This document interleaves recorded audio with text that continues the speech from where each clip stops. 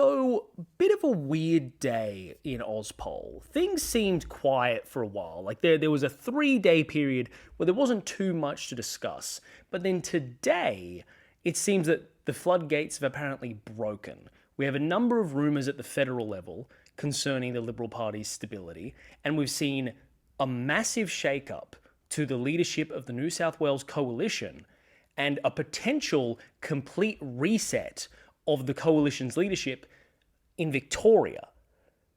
So give me a second to break this open and try to explain to you what exactly has happened today. So the first thing that happened, or rather that we saw today, that really got people's heads turning was a Redbridge poll, which was published showing federal voting intention. Not only looking at primary support for the parties, but also looking at it on a generation by generation basis. And the results that we got were this. This is absolutely fucking insane, to put it lightly. Not only does this validate or confirm the latest Australian poll, which had the coalition at 24%, their lowest primary vote support ever. This Redbridge poll here goes even further in showing that, according to them, One Nation is at its highest support ever at 18% and is very quickly in the realm of possibility potentially going to overtake the coalition in its entirety. On top of that, you can see that third-party support is up across the board, except, surprisingly, amongst Gen Z, where the ALP is polling at 51% primary support amongst Gen Z, whereas you can see that millennials and Gen X are really considering voting for other parties. But what you can really see here is that thanks to One Nation's rise in support and splitting the conservative voter base across seemingly every demographic, that at the moment, every single generation in Australia, a plurality of them, are supporting the Labor Party. That has the Labor Party getting up to 56 in the two-party preferred vote, doing even better than what they did at this year's election, which is already a high watermark for the Labor Party, their best performance since World War II. And then to add insult to injury, if you look at preferred PM, you can see that Albo has 4 times the support that Susan Ley does. Susan Ley is behind Unsure. She is polling at 10% in the preferred PM to Albo's 40.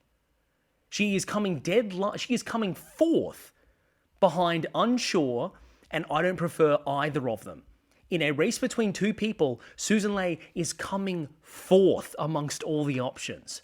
We know that when the last poll came out, the Australian one that is, that showed the Liberal Party, or rather the whole coalition, at 24% in the primary vote, that caused an insane amount of panic in the Liberal ranks. And that was part of the cascading chain of events that led to Susan being under so much pressure that she had to concede to the right and accept the ditching of net zero. At least that's my interpretation of the events of the last week to the last couple of days.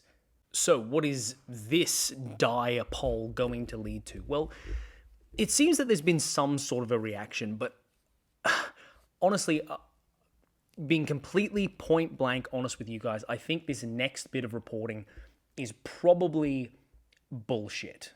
It's a report from the Australian quoting sources within the Liberal Party that says that the moderate faction has essentially broken in the aftermath of the net zero decision, and polling information like this is only adding to the fire that even the moderate faction itself doesn't see a point in supporting Susan Ley anymore. Now, the Australians reporting that hypothetically, or at least supposedly according to them, that there is a movement within the moderate faction to try and get Ley out of there. I think it's difficult not to see that as some conservative wishful thinking, or rather just the voice of one upset moderate in the aftermath of all this chaos in Susan's leadership. So the actual claim in the Australian is that they spoke to a number of moderate sources in the Liberal Party, and 2 senior moderate MPs, according to the Australian, basically said that Ley had overseen a transition to an energy policy that was worse than what the Nationals had, and that at this point, there would be some support within the moderate faction to put Hastie in as a leader. Not because they agree with him on anything, but that it's kind of become like an inevitability amongst some moderates, is being perceived as an inevitability, that Hastie is going to be the leader of the Liberal Party at some point, and better put him in now and see if he can crash and burn, or if he can actually deliver on what he says is some ability to turn the party around. Now, another moderate MP said that those discussions, while they are taking place, are very informal, and it's potentially coming from this place where moderate MPs are just voicing their frustrations, and that is one proposed way that they could deal with Susan's ditching of net zero. So in response to all these claims, the moderates came out today. A couple of power brokers within the faction came out and said that it is not true, that the moderates are not going to move their support behind Hastie, and that they absolutely support Susan. But of course, regardless of what the situation is, they have to say that. But for what it's worth, I do think it's probably bullshit. I mean, it could just be two disgruntled moderates going out there and speaking to the Australian, but I think the idea that the moderate faction, or enough of it, would ditch Susan and willingly put Hastie in the top spot within the coalition is a little bit extreme. I mean, moderates are moderates because they have some sort of ideology, and their ideology is that they don't like people like Andrew Hastie. And I think it's also far too late in the year for a challenge to be brewing now. I mean, we don't have that many sitting days left in Parliament, actual days when the entirety of the Liberal caucus will be together in Canberra to have a leadership spill. So I think this is potentially just a way for the moderates to vent their frustration as to what has happened to the party ditching net zero, and trying to put pressure on Ley to actually be a moderate leader of the Liberal Party. That being said, I probably wouldn't put it past the Liberal Party at this point to do something as stupid as install Hastie as leader first thing in the new year, so we'll just have to wait and see where this one goes. Okay, now, so to the states. First of all, New South Wales, where the New South Wales Coalition has been having a bit of a rough time trying to make itself seem more appealing, having basically no answer to Mr. Centrist Chris Minns and his brand of Labor government. So what happened today is that there was a leak of a polling report which looked specifically at how the issue of net zero was supported in the few remaining coalition seats in the New South Wales Parliament. This leaked polling basically showed that in almost every Liberal seat, there is majority support for net zero and achieving it by 2050. And surprisingly, amongst half of all National seats, there is majority support amongst the people for achieving net zero by 2050. So essentially, a leaked report comes out showing that the Liberals and the Nationals, if they were to ditch net zero, it would seriously harm their re-election prospects in their seats. And I think I know what this is. Among all the disaster and chaos of net zero being dropped by the federal Libs over the last week, I imagine that this is an intentional leak by New South Wales moderates to try and get it out there that if they ditch net zero, it is over. And this is also in the aftermath of the New South Wales Nationals announcing that they, in principle, agree with their federal partners, the federal Nats, in ditching net zero. So maybe this was just an internal leak to try and put pressure on the Nats, like, look, we can't ditch net zero, it has majority support from half of your electorates and most of ours, so we can't ditch the policy at a state level. And then, really bizarrely, the leader of the New South Wales Nationals just resigned today.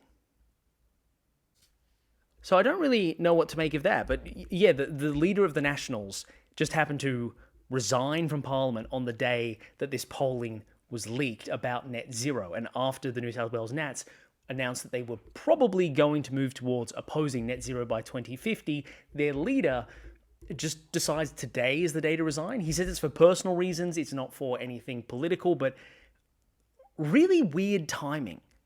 So the New South Wales Nationals are going to have to elect a new leader in the coming days, and I just have no idea who that is going to be, nor what the political ramifications are going to be. But when it becomes clear who the next leader of the Nationals is in New South Wales, I'll let you know, and I'll let you know how insane that person is, which they probably will be. Okay, Victoria, this pretty easy to get through, and this is something I'm going to have to do a follow-up video on tomorrow. Apparently, tomorrow, there is going to be a spill of the Liberal Party leadership in Victoria. I am not joking. I couldn't keep up with today, but anyway, so essentially, what we understand is that a multi-faction delegation of MPs in Victoria, in the Liberal Party, have gone to Brad Batten, the current Conservative factional leader of the party, leader of the opposition, and they have told him that he has lost the support of the Parliamentary Liberal Party. It's understood that Jess Wilson, the Shadow Treasurer, will be the one to challenge him for the leadership spot, and honestly, that is probably the kind of leader that the Liberals need at the moment. Wilson is a member of the moderate faction. She supported the Indigenous voice to Parliament, and she is much less, I guess, charismatically deficient than Brad Batten is.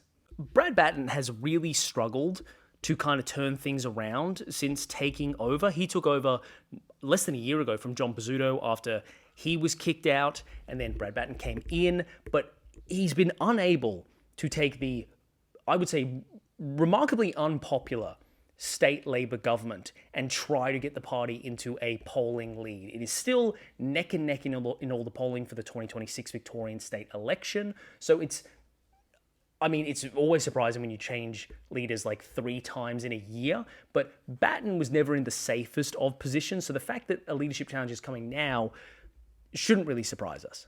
So just to summarize, the Liberals at a federal level, as always, are talking shit and spreading rumors to try and bring down Ley even further in the wake of some of the, not some of the worst polling in the party's history.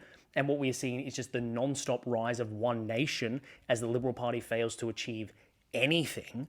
In New South Wales, we have the I would say intentionally, in my opinion, intentionally leaked polling showing that the party cannot drop net zero, and then for some reason on the same day we have the leader of the New South Wales National Party just resigning, and then as we look over to Victoria, we essentially have confirmation that there is going to be a leadership spill tomorrow to oust Brad Batten. It was a pretty busy day. I think I get a lot of fair flack here on this channel for not focusing on the government at the moment. Because let's be honest, if you're going to focus on politics, there is a degree to which you should look at what the actual people in power are doing and not just looking at the train wreck that is the opposition all the time. But in my defense, this is really fucking funny. I will see you guys tomorrow on the next episode of Liberal Party Eternal Chaos, when we learn whether or not there is a new leader of the Victorian Liberal Party and what nutcase is going to take over the New South Wales Nats. I'll see you then.